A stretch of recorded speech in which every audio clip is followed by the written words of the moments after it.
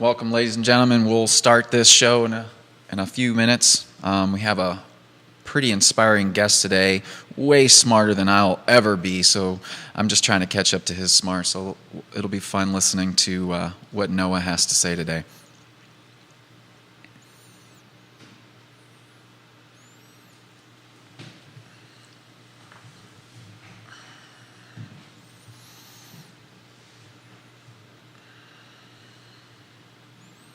We'll get this started here soon.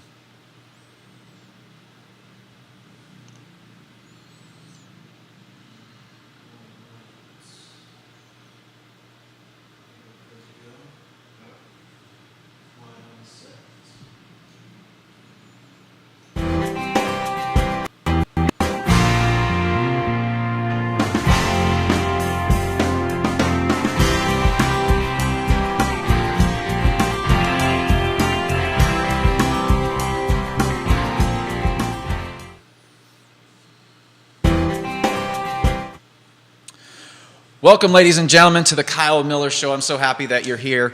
I'm on a mission to bring you stories, insights from extraordinary individuals who are doing great things with their lives, right? People who have transformed their life, other people's lives, trying to transform more people's lives, right? I'm happy to have you on the podcast today.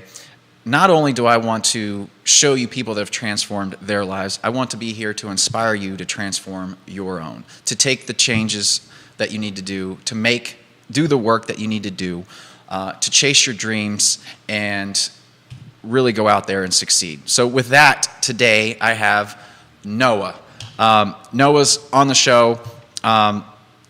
Thank you for jumping on, coming here and speaking with me. It's going to be an exciting show because I really like what you're doing. I like what you have going on in your life and what you're trying to do, right? I think you're one of the only people that I've talked to that could really, what your invention is, what you're doing could affect way more people's lives than I could ever imagine, right? And so Noah, thank you for jumping on the show.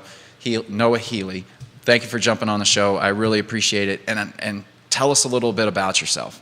Well, thanks for having me on, Kyle. So I'm a Charlottesville native, born and raised here, and I went to UVA, got out at around the year 2000, and started working for mostly .com startups and tech, and started learning about computer science in a really rigorous way, and absolutely fell in love with computational mathematics.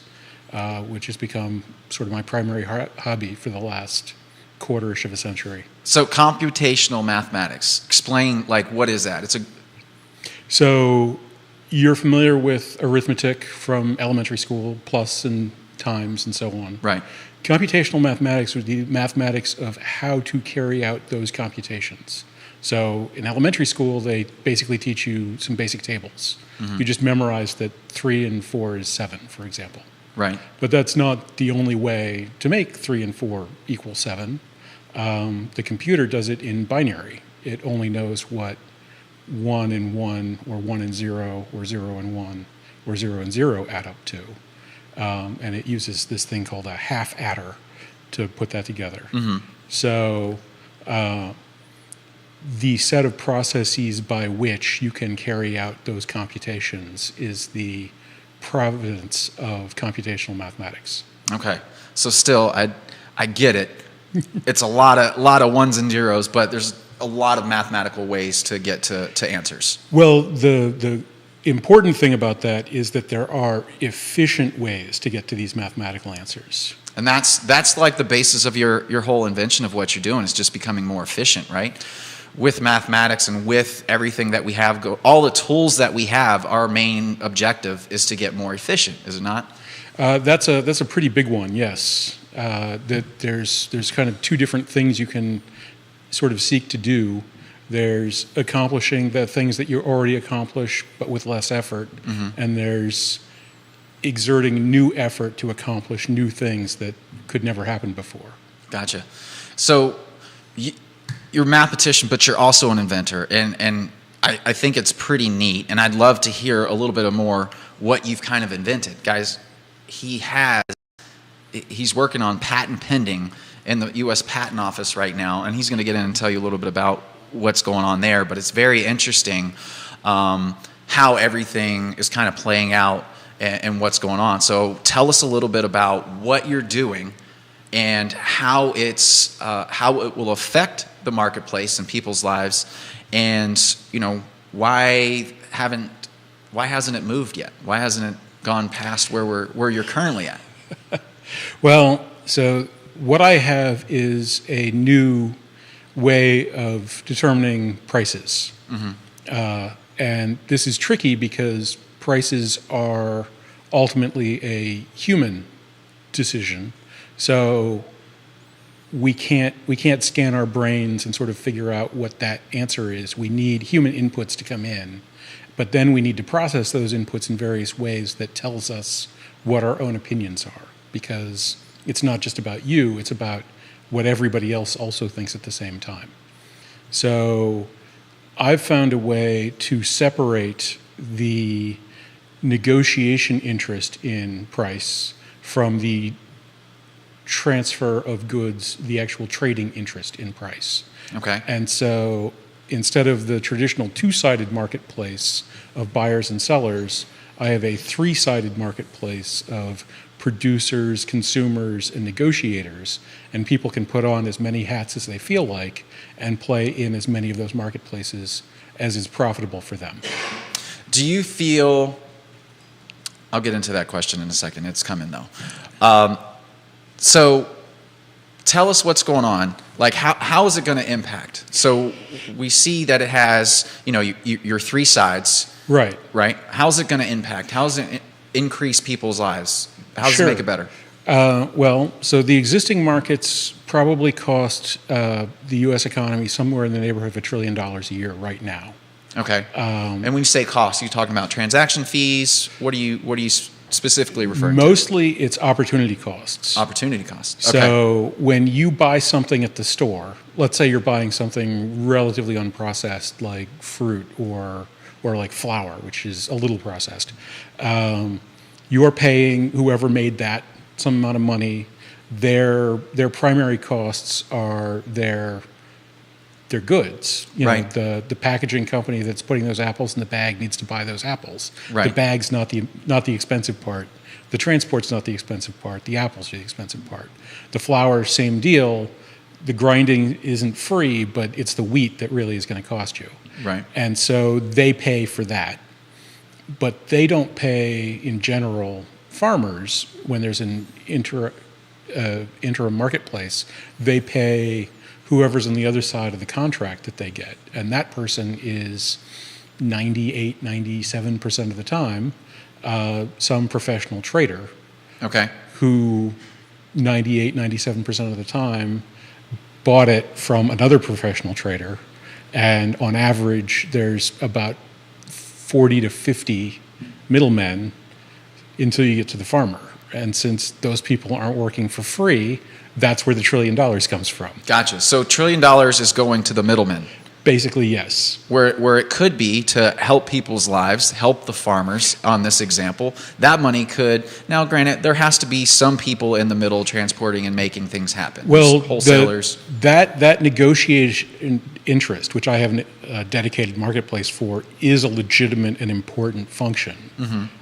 And that's why I have a dedicated marketplace for it that does just that function and not just allow people to come up with new ways to wedge themselves in. So before the advent of computerization, the number of middlemen in the market was 8 to 10.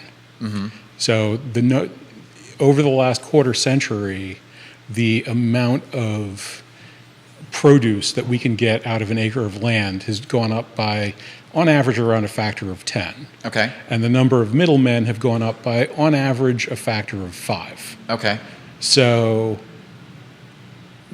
the farmers are radically more productive, but they're not radically more profitable because their profit opportunities have been eaten up by more middlemen producing the old the old level of service. There's too many hands in the pot. Exactly. Is what it is. And with the invention of the computer and the technology, there comes more ways to figure out how to get their hand in the pot. Precisely, yes. Because they're trying to figure out what the marketplace will pay, what can I negotiate the farmer down to, and they're basically making zero money. They're just able to cover costs, right? And then in the middle, that's where all the profit's made. Right. And so you want to eliminate that. I want to manage it in a way that benefits everybody. Gotcha. And so how does that, how did you come about that? How did you create this? What are the things you had to do? Well, I mentioned before that computational mathematics is my hobby. Right. So you read math books for fun? Sure. Yeah. Okay. The big ones. I've got shelves. Nice. You saw some on Yeah. on the call. Yeah. Uh-huh. A lot of it's online, so I've Okay. read, the internet.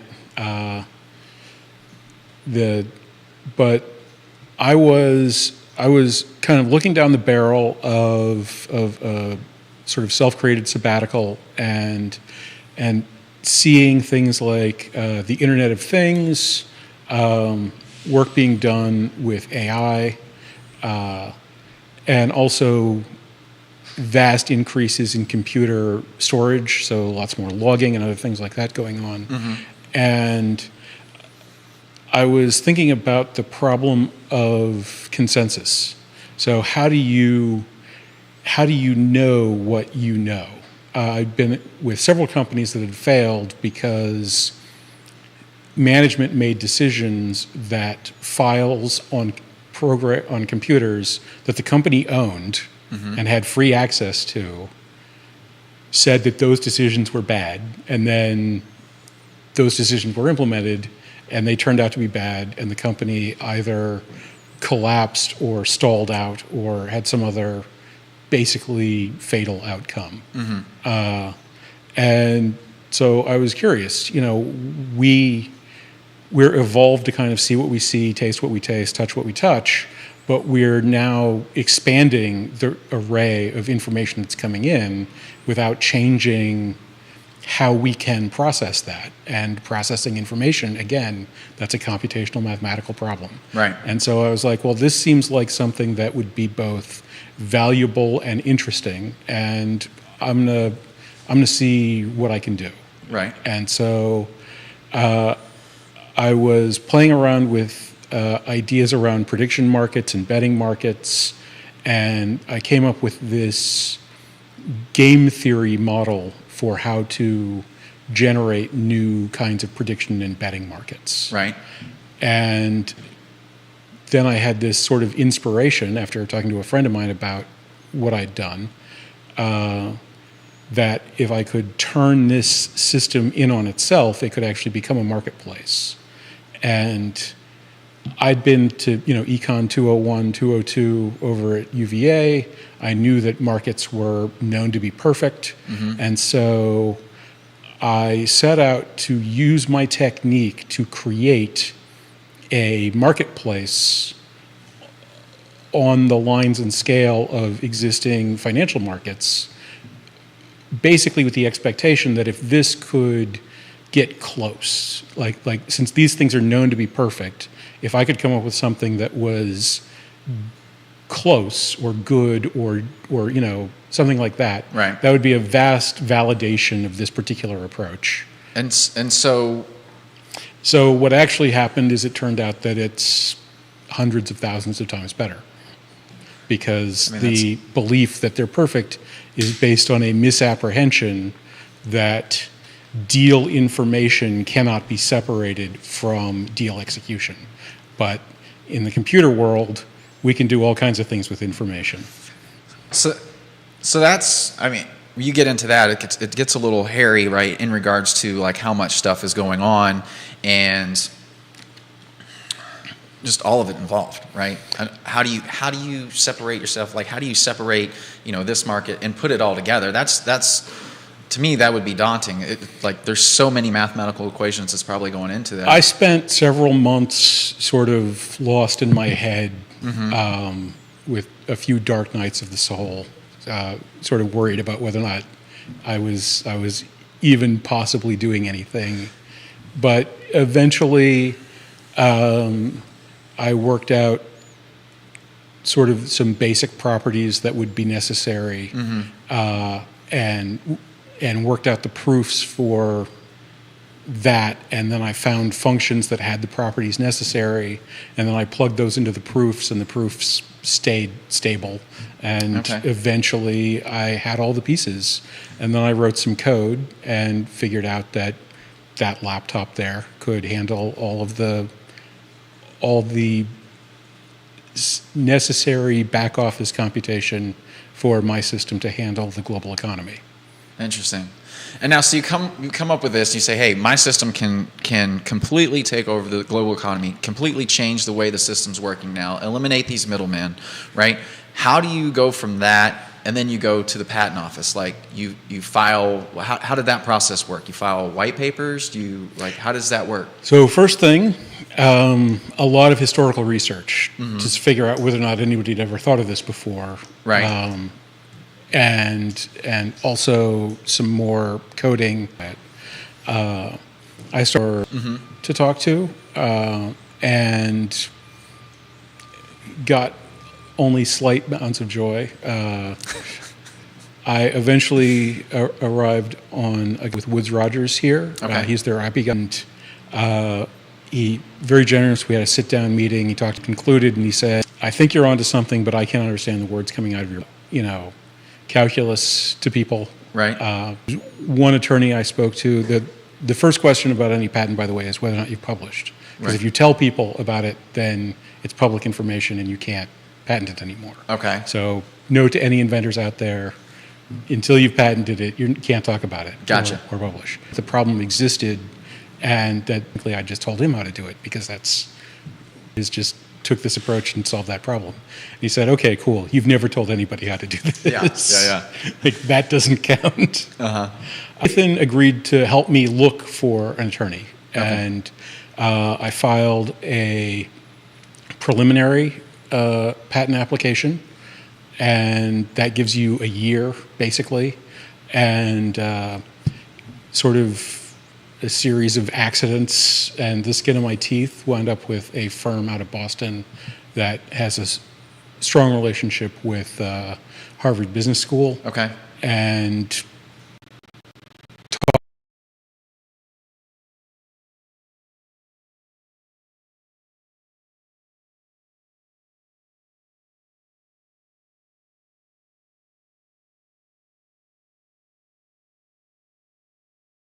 walked them through the system, showed them the white paper that I'd written in the interim, Right. and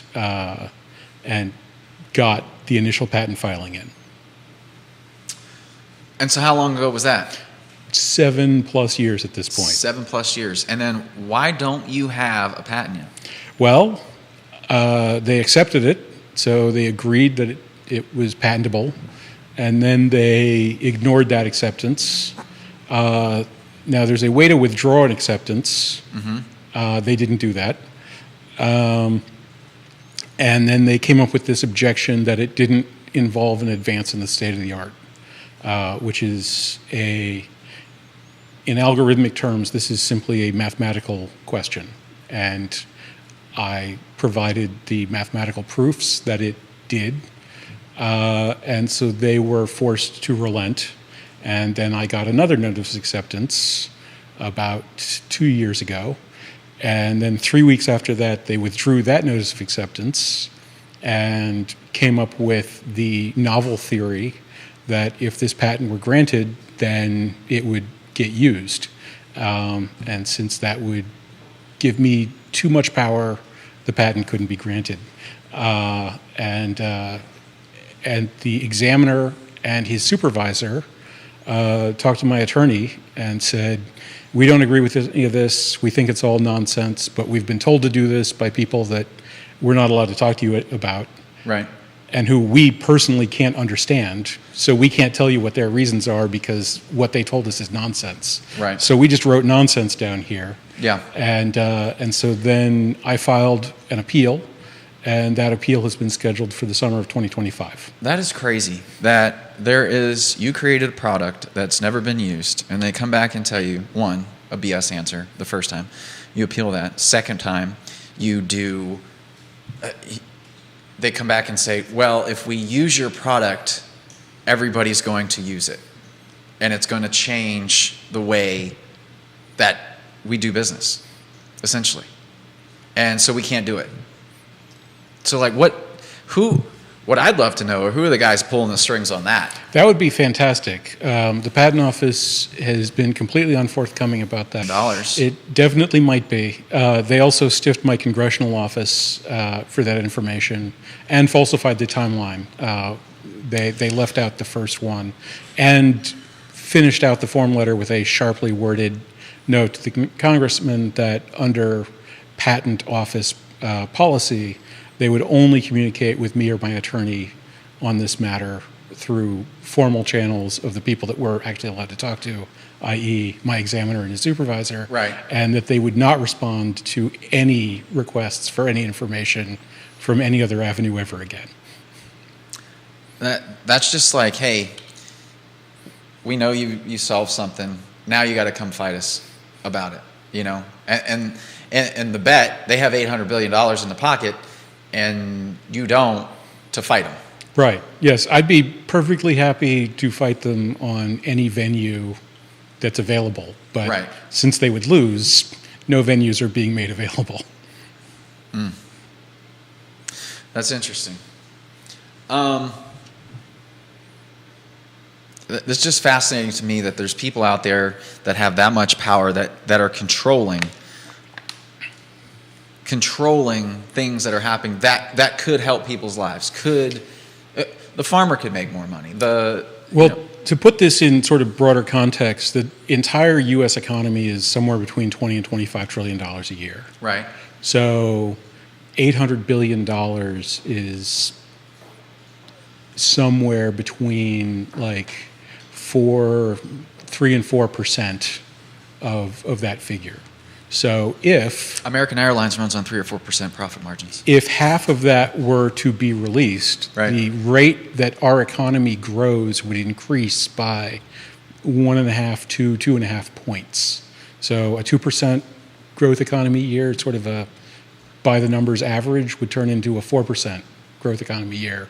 A banner wonder thing. Right. A 0.5% drop, a serious bad recession, would turn into a 1.5% growth.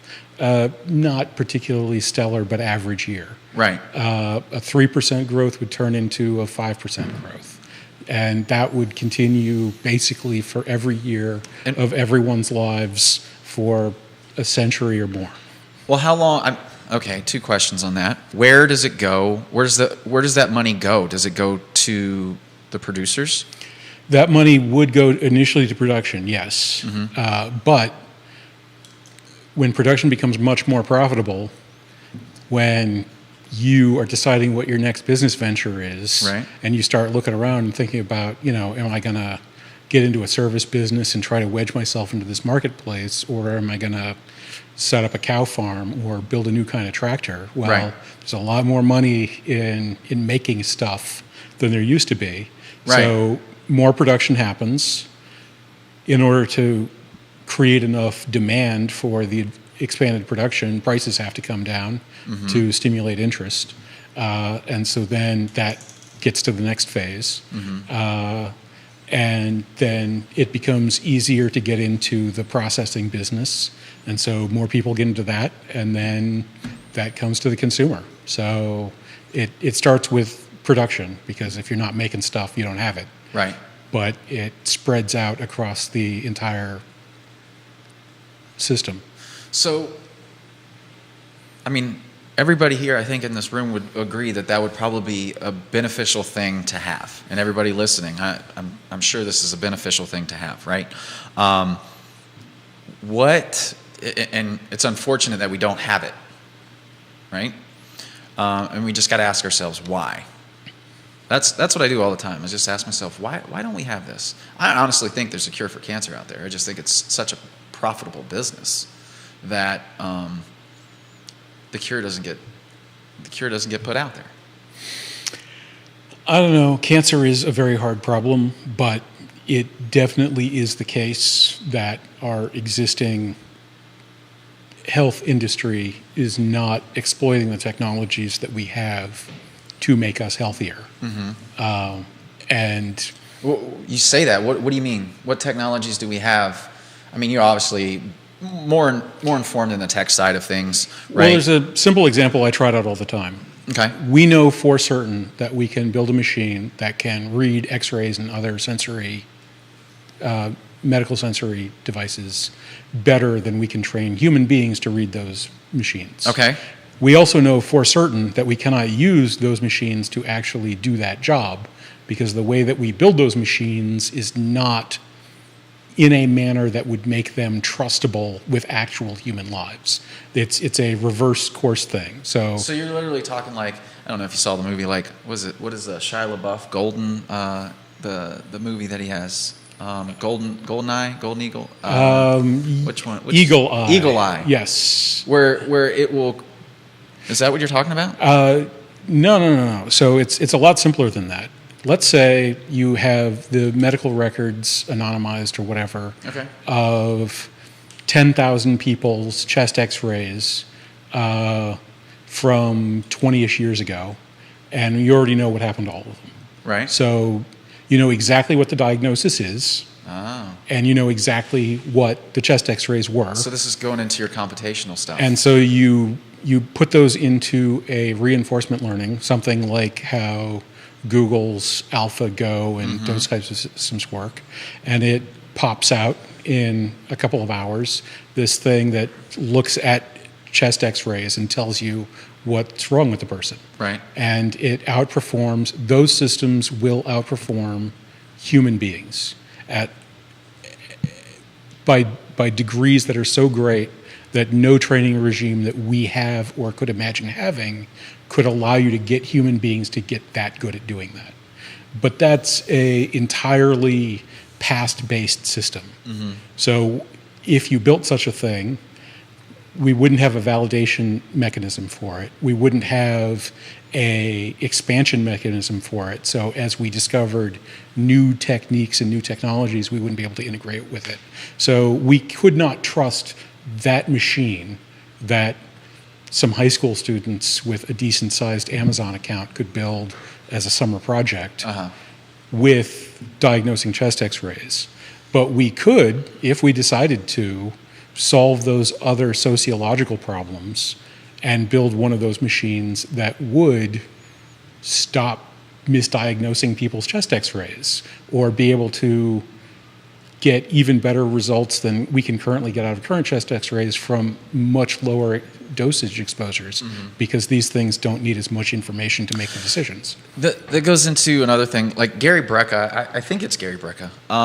He was on, I was listening to a show or listening to something, and he's talking about how insurance companies can basically, they take all this information, right, and they can literally plug you in the computer and then calculate what your remaining lifespan is going to be, like within a couple months.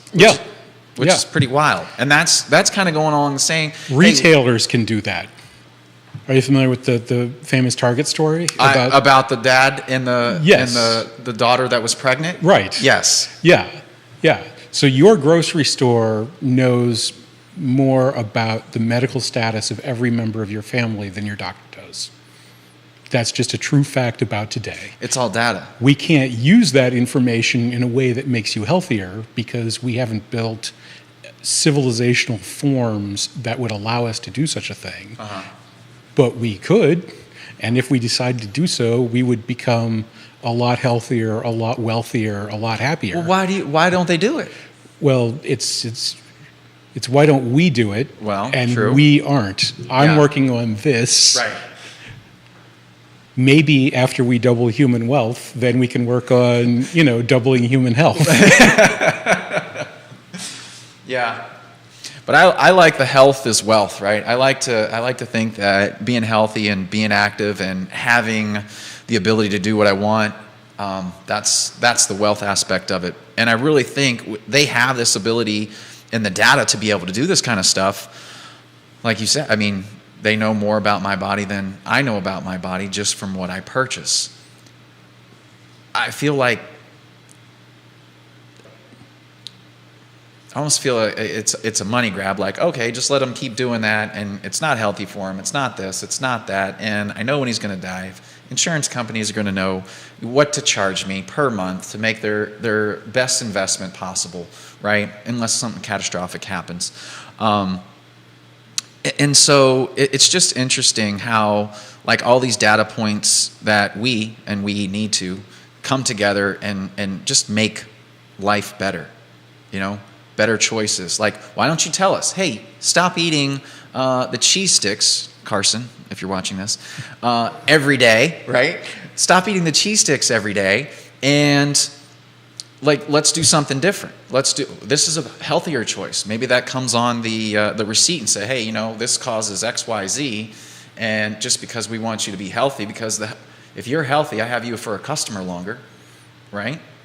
Well, that gets down to the ethics of how to operate civilizations that have access to computers, which... And you're big on ethics. Well, I think that's a critical part of and with professional responsibility. All right, so ethics on AI, where do you think that's going?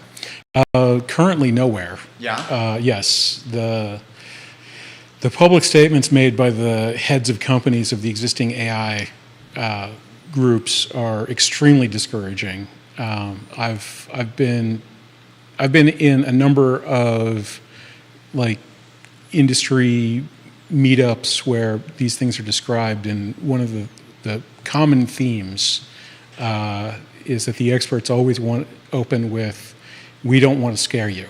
And my standard question is, why don't you want to scare people? Right. Because people should be terrified. Right. And not for literally any of the reasons that are public. Mm-hmm. People should be terrified because what we're doing right now is harming us. And what do you mean by that? Well, let's go back to the medical example. Okay. What does misdiagnostics cost? I saw a paper. Well, the number one cause of death in the medical is doctors right. What do they call it? Iotropic, I believe. It's when either you don't know what caused it or the medical care itself caused the problem. Yeah. And so that's the number one cause in the medical profession with the deaths. Yeah. Yeah. I saw a paper from a couple of months ago that suggested that cancer specialists getting referrals from general practitioners say that 90% of the time there's a material error in the diagnosis that is being referred to them. Okay. Now, that's not, it doesn't kill the patient 90% of the time, but that's a big deal. So we're actively killing hundreds of thousands of people a year, maybe, by not developing these systems that, again, high school students can build. Right. If you build the ethical system around it to be able to utilize it. And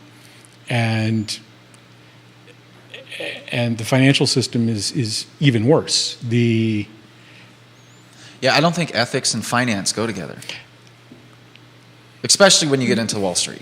Yes. So the EPA uses a sort of back of the envelope $5 million human life equivalent. Okay. So if you waste $5 million, then you're sort of administratively killing an American citizen because you're destroying the resources that would have enabled an American citizen to be born and raised and have a life and so on. Okay. $800 billion a year divided by 5 million is 165,000 or 160,000 a year. Yeah. I'm glad you did that math. The number's probably closer to $1 trillion now, which means it's about 200,000 a year. Right. Now, 200,000 a year is absorbable within a population of 330 million. But that's people whose lives are essentially being stopped from existing because of the amount of waste and fraud and abuse and error and greed and whatever else you want to call it. How much waste do you think, and like I'm only asking this question because you've gone through all this stuff, how much waste do you think has been or is throughout all markets? Like, so as I mentioned before, the number of middlemen has gone up by a factor of 5. Right. And markets still function more or less. It's not like there's some sort of magically better prices that are functioning wildly better today than there was in the 80s. So that provides a floor for our estimate of 80%. It can't be less than 80%. Because it used to be being done with 20% of the current effort. okay. However, my algorithm is at scale roughly 300,000 times more efficient than the existing algorithm. So that would be 99.997%. Right. It's amazing, and I that you took this on, that you went through it, and you thought about everything that you could do. I mean, you could probably give you any problem, and you could figure it out mathematically, build something on it, and it would change people's lives. But this changes the whole world, really. Well, because we're just talking about the United States right now. Yes. We're not talking about international trade or anything like that. The United States is roughly 1/6 of the global economy. So multiply these numbers by 6, Right. and spread them out over 8 billion people. Right. It's huge. It's massive. Yeah, well, that's kind of what got me off my couch for this one, Yeah. because the effect was big enough, and the input looked like it might be small enough that I would actually have the resources to push this particular boulder up this particular hill. Why don't you think anybody else has come up with this? Well, there's a lot of giants whose shoulders I'm standing on. So game theory basically gets invented in the early 20th century and gets most of its development in the mid-century under lock and key. Basically, the U.S. decided to deploy it as part of their military strategy and nuclear strategy. And so game theory doesn't become sort of a well-known and studied thing in the general swing of things until around the time I was born, actually. Okay. Information theory goes back to the 40s, 50s, and that's what allows us to know that we can always measure information in some way, and provides a lot of techniques to do that. Yeah. And that's where, that was done at Bell Labs. Ubiquitous computers, this more or less depends on the internet existing. So if somebody in 1341, wakes up to a brilliant idea, town criers, you don't really get anything out of it. So there's not much point at that point, and maybe they just go back to sleep and forget it. Yeah. So I'm bringing together some fairly disparate technologies which are between 50 and 80 years old, and which most people aren't aware of, and most people that are aware of any one of them aren't aware of sort of like the 5 things that are coming together Right. in these different parts, and then your inventions are somewhat a reflection of who you are as a person, and the people that are in the existing financial community are very high energy, very high ambition, very in it for themselves types. Right. And so they wouldn't really have the point of view of how do I create a system that works on its own, that that does something across multiple points of view. They're looking at the market and going, how do I get a piece of it? You're looking at the market and going, how does it work better? Right. They just ask a different question. Yes. Yeah. And as long as you ask the questions that people who are successful with an existing system asks, you will never come up with this answer. Right. You have to ask a completely different question to get a completely different answer. Right. And I wasn't trying to solve this problem. Right. I was trying to do something else to validate an approach in the hope that solving this problem would validate that approach. And then it was like, oh, well, actually, this is a gold mine. Yeah, absolutely. Absolutely. I think it's very interesting in what you're doing and what you've done. I really think that the people, like just people in general, need to support people doing good things like this, because what I feel is what happens is that you get a group that has money and they just control what's going on. They buy people off, they make things happen. Exact example of what's going on with your patent. There's a guy or a group of individuals that say, holy cow, right? They probably got in the back office at the patent office like Morse code, probably not, but you know what I mean. There's like a direct line to these guys saying, hey, this has come up in the financial market. What do you guys think about this? Should we approve it? Should we not approve it? To me, it just starts asking questions of how much do we actually know out there? Like, is the world what we think it is? It very much isn't, and we know that for a fact because computers are very different things than they're generally supposed to be. Right. There's a lot of low-hanging fruit. One of my favorite examples, the hot air balloon. As any fan of Highlander knows, the hot air balloon was demonstrated in 1783. But the materials required to build a hot air balloon go back to between 7,000 and 9,000 years ago. That's when flax was finally developed high oil content, and the linseed oil would have made polymerizing an envelope relatively straightforward. So the Sumerians could have developed hot air balloons before they built, their towers with the tops and the stars, but nobody thought of it for 8,000 years. Asking different questions.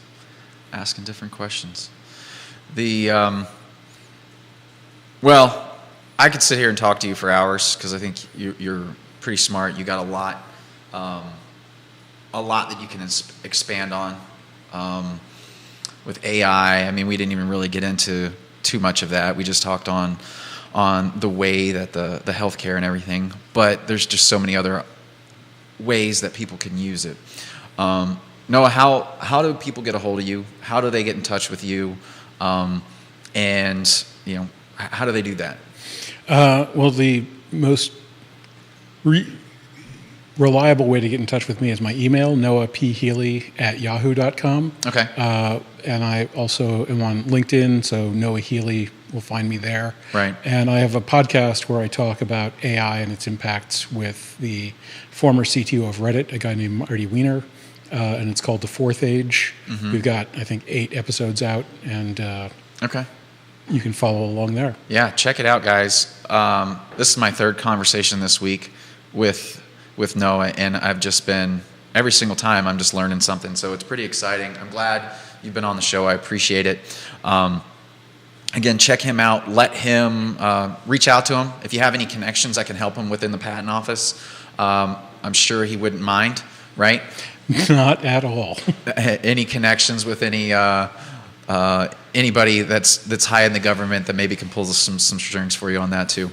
But I appreciate it. Thank you. Guys, if you like the show, like, share, comment. If you've made it this far, at the end of the month, I'm going to do a drawing to see if you like, share, and comment on any of the videos. We're watching, right? We're making sure that we have everybody that we're tracking. And I'll do a 1-hour consultation on business, what you're looking for, how to expand, how to market, how to grow, how to put people in place to grow, anything like that, we can have a conversation on that. I appreciate you jumping on the show today. Noah, again, thank you for coming in. Great conversation, and I hope to have more. I'm going to start listening to your podcast too, because I'm learning stuff, man. I'm learning. Great. I appreciate it. Yeah, this is terrific. Awesome. Thank you, guys, and have a great day.